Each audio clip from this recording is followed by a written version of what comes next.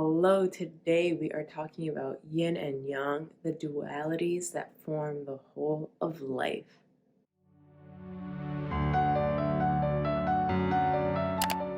Hello, everybody. Welcome back to another episode of the Holistic Me podcast, a journey to finding wellness within. I'm your host, Jessica Bravo. I'm a licensed acupuncturist, Reiki master teacher, and intuitive holistic healer, as well as the host of this podcast and the creator of the Wellness Within deck. If you're new here, I invite you to click that subscribe button and click the notification bell so that you can stay up to date to all of our weekly episodes here every Monday, Wednesday, and Friday. And our Wednesday episode is a live episode, so make sure to join our Facebook group so that you can be live with me. Now, this is the first episode of the new year, so welcome back, everybody. Happy New Year. So happy to be back here with you after a small break from recording, but here we are. All right, so let's get right to it. The yin and yang, the dualities that form the whole of life. Now, you're all probably familiar with the classic Tai Chi symbol or yin yang symbol that is used all over, right? We see it on jewelry, we see it tapestries, and something that's very commonly associated with either Asian culture or Chinese medicine. But it is an integral part and a very important symbol in the representation of life itself. Now, here's the thing about yin and yang, they cannot exist without the other. Yin and yang need to be existing together. They are opposites, but they're also complementary, just as night and day. This is a 3-part mini-series on yin and yang. So today we are uncovering just the duality factor of yin and yang. And in the videos to come next week and the week after, we will be discovering and exploring yin and yang individually, what kind of symptoms or experiences within the body you may be having, things that are related specifically to yin energy or excess yin, or even deficiency in yin, too little yin. And then we'll be covering the week after the yang aspect and the yang aspects of our body, yang symptoms, and too much yang, excess yang, or deficient yang, and what that might look like. Now, it's really interesting the way the Tai Chi symbol is represented, because yin and yang are constantly transforming and moving and flowing into each other. So as we explore this symbol, we can see that it is truly this swirling motion that represents the evolution from yin into yang and from yang back to yin. And we also see that excess yin and excess yang turn into each other. So excess yin turning into yang, being represented by the small dot symbol that represents the yang, and the excess yang turning into yin, also represented by the small yin dot within the yang. So it's a beautiful representation, not only of life and how the dualities of night and day and how it transforms into each other, but that it's also within each other. Now, when we're talking about Western medicine and how Eastern medicine can really fall in line with it, or explain one with the other, is that yin and yang are representative of what we like to describe as homeostasis within the body.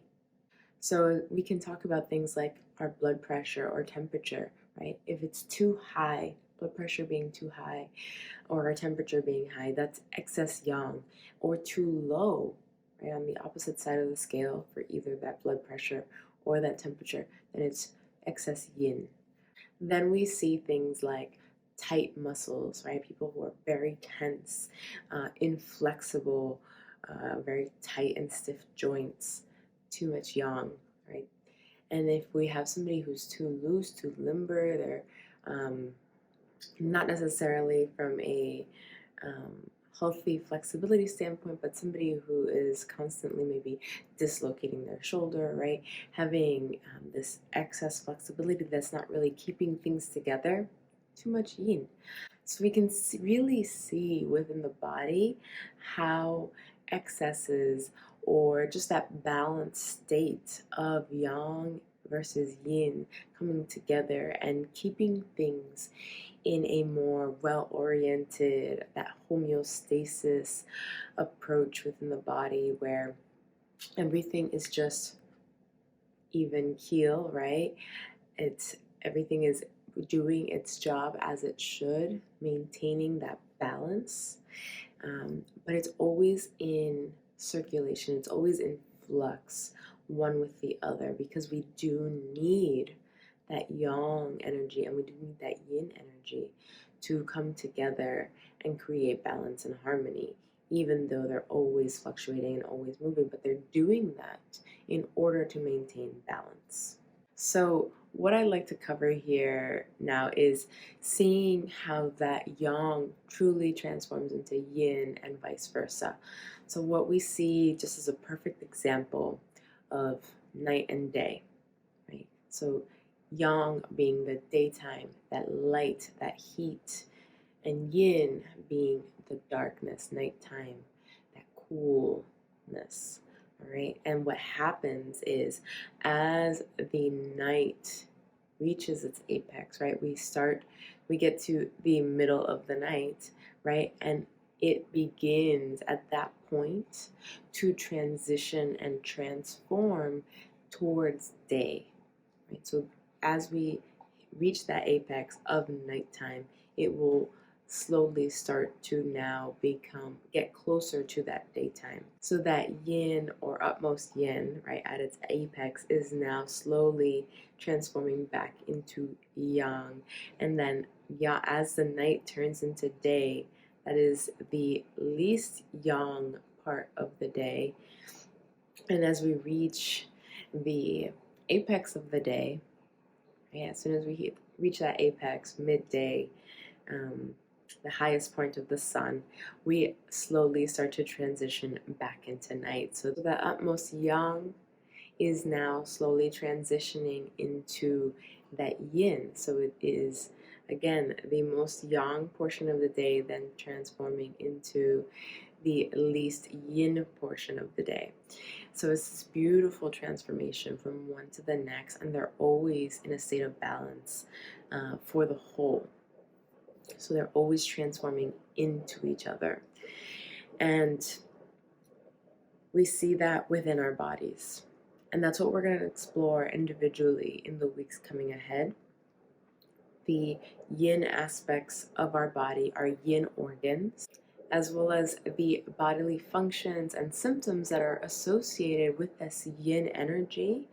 What happens when we hit an excess yin state or a deficient yin state. And then the week after, we will explore those yang organs, that yang energy within the body. What happens when we reach excess yang? What do we experience? Or that deficient yang?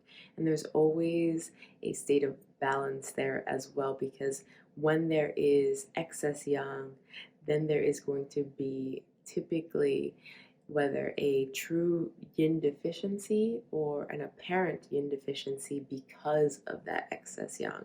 So there's always going to be this fluctuated state where we want to be here all the time, but it's possible that we are here at certain stages of our life depending on what is going on. And I'll also make sure to cover some of the things that you can be doing to address these yin and yang excesses or deficiencies. So I'm really excited to dive deeper into that with you.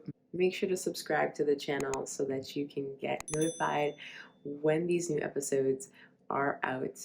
They will be coming out over the next few Mondays. We will be covering this yin yang topic. And And make sure to join our Facebook group so you can join us every Wednesday for our live episode where I do Q&A sessions as well as self-care routines live with you. And every Friday for our Intuitive Message Fridays.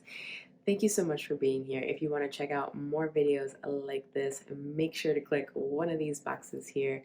And I will catch you all next time. Stay well, my friends. I love you all. Happy New Year.